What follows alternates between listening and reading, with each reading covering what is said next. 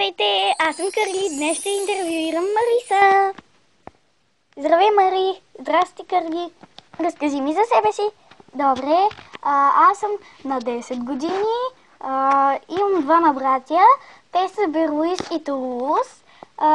И една досадна сестра, Синьо море. Майка ми е докесата. Баща ми е Томас Омали. И уча в Котешката гимназия, така се казва училището. Малко странно име, но нищо. Моята най-добра приятелка е Белушка.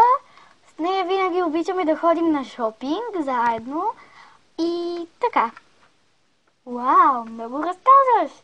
Бива си те. Благодаря. Някога когато си била малка, била ли си искала да станеш актриса? Никога не ми е влизало в плановете, но изведнъж стана и е забавно. Запознах се с много нови приятели и се оказа мега кеско. Супер! Добре, Карли, но аз трябва да ходя на зъболекар. Извини ме. Нищо. Чао, Мари! Чао! До следващия път! И с това завършихме!